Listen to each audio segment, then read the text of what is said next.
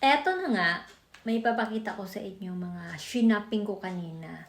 Napakaswerte ko kasi sa work ko sa Mark & Spencer, yung mga sinail nila sa mga customer, una nagpi-50%, after 50%, 70%. Pagtapos na yung season ng sale nila, isi-sale naman nila sa staff.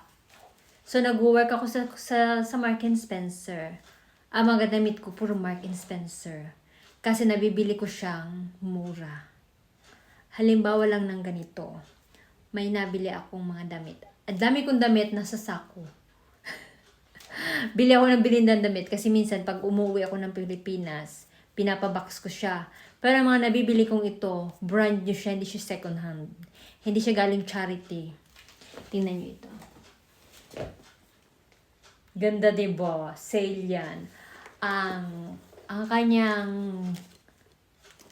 kanyang price, ang totoo niyang price is 86 pounds. Alam mo kung magkano na lang binebenta ng shop sa mga staff? 50p. O, diba? Mga size ko to kasi pag ginamit ko siya, once ko lang siyang ginagamit. Pag ayaw ko na, ipapabox ko na siya. Iuuwi ko na siya sa Pinas. So, pinapamigay ko ang mga gamit ko sa Pinas. Dati sa mga pinsan ko, pinapamigay ko.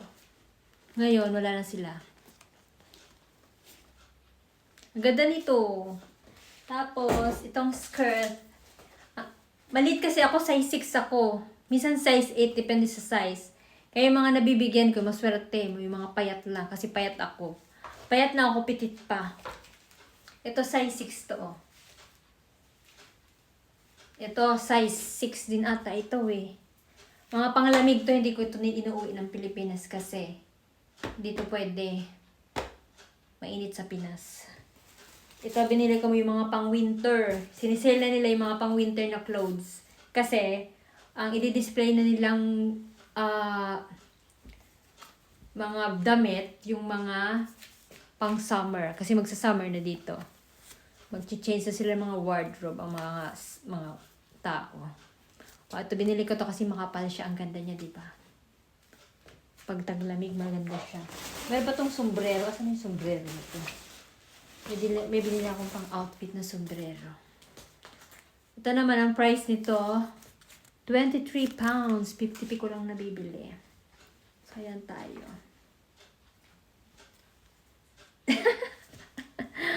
Lukaret talaga si Mars. O, diba? May sombrero tayo. Pang winter. So, sabi ko lang,